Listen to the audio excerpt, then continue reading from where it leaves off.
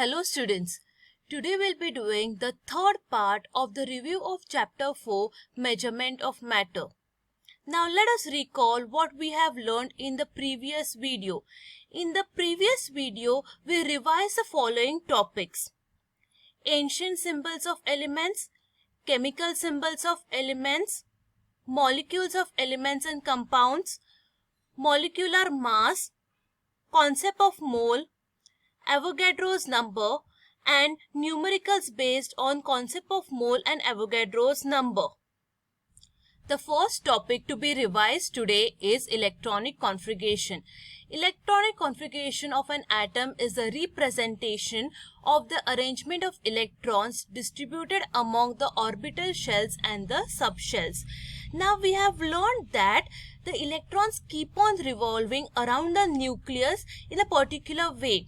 These electrons are filled in different orbits in a particular manner, and the maximum number of electrons that can be filled in those orbits or the shells is given by a formula, and the formula is 2n square. That means the first orbit will have 2 into 1 raised to 2, that is 2 electrons. Second orbit will have 2 into 2 raised to 2, that is 8 electrons, and third orbit will have 2 into 3 raised to 2, that is 18 maximum electrons. Now let us take an example of sodium. We know sodium's atomic number is 11. That means it has 11 electrons. So when we are filling these electrons, we can fill maximum 2 electrons in the first orbit, 8 electrons in the second orbit, and the last remaining 1 electron goes in the third orbit, and therefore we get the electronic configuration for sodium as 2, 8, 1. We'll take one more example of chlorine. Chlorine has atomic number 17.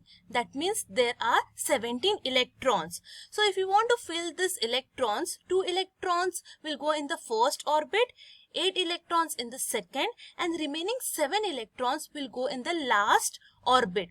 Now this 1 and the 7 electrons which are present in the last orbit in case of sodium and chlorine, these electrons are called as the valence electrons, and these electrons play a very important role in the chemical bond formation. The next topic to be revised is valency. Valency is the capacity of an element to combine.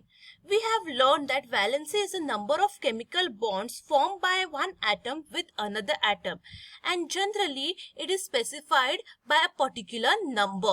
And from this we got the electronic definition of valency, which says the number of electrons that an atom of an element gives away or takes up while forming an ionic bond is called the valency of that element.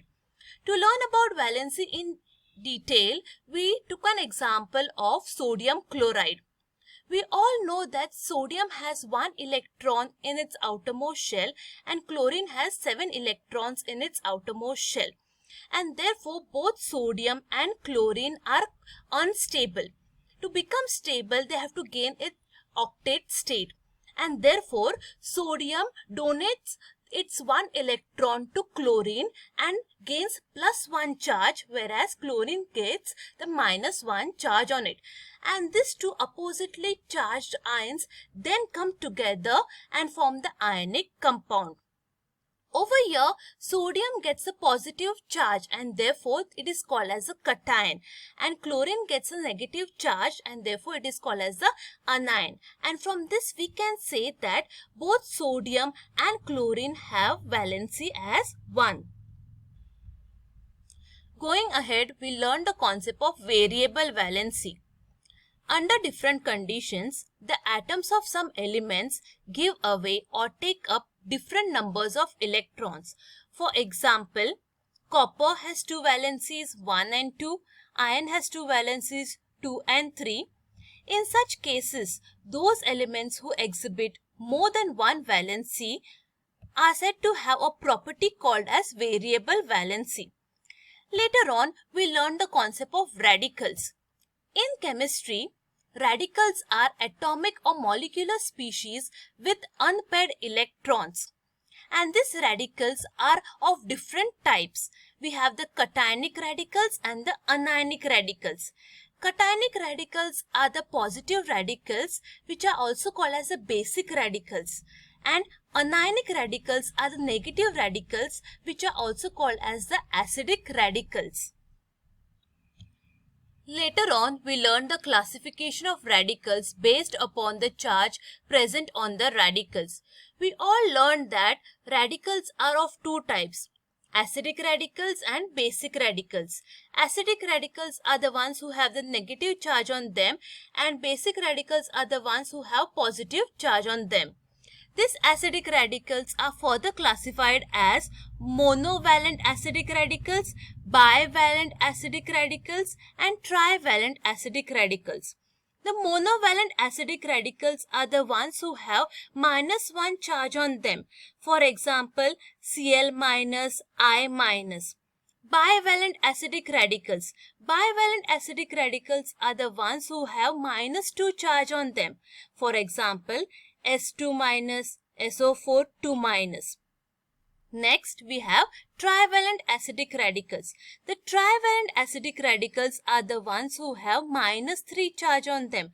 For example, N3 minus, PO4 3 minus. Later on, we learned the classification of basic radicals, which are of three types: the monovalent basic radicals, bivalent basic radicals, and the trivalent basic radicals. The monovalent basic radicals are the ones who have +1 charge on them. For example, Na plus, K plus. The bivalent basic radicals. The bivalent basic radicals are the ones who have +2 charge on them. For example, Ca2 plus, Cu2 plus. And the last, we have trivalent basic radicals. The trivalent basic radicals are the ones who have +3 charge on them. For example, Au3 plus, Fe3 plus. And this is a classification of radicals based upon the charge present on the radicals. Going ahead, we learnt the classification of radicals based upon the number of atoms present in the radicals. Now, depending upon the number of atoms present in the radicals are of two types: simple radicals and the composite radicals. Let us learn about the first type.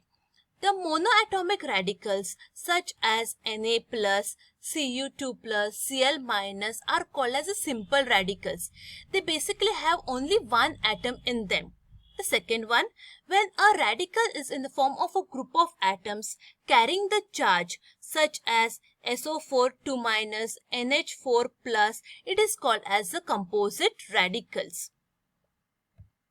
Last, we learned the steps to write the chemical formulae of a compound. Now, to revise that, let us take an example of a compound, that is calcium oxide. The symbol for calcium is Ca and that of oxygen is O. Now, the first step is to write down the symbols of radicals. While writing the symbols, we have to check which is the basic radical, and the basic radical will be written on the left hand side. Here, in the case of calcium oxide, calcium is a basic radical, so calcium will be written on the left hand side. After writing the symbols, we have to write down the valencies of both the radicals below them. Valency for calcium is 2 and valency for oxygen also 2. After writing the valency, cross multiply the two values. After cross multiplying, we'll get the formula as Ca2O2. Now, in this formula, if you check, both the radicals are having the same number. We have 2 radicals of calcium and 2 radicals of oxygen. In that case, both this number is divisible by a common divisor, that is 2, and therefore, after dividing, we get the chemical formula for calcium oxide as CaO. Now, let us summarize. In this video, we have revised the following topics: the electronic configuration, valency, variable valency, radicals, classification of radicals based on the charge present on them, classification of radicals based on the number of atoms present in the radical, and the last one, chemical formulae of a compound. With this, I hope you'll be able to solve the given assignment easily. Thank you.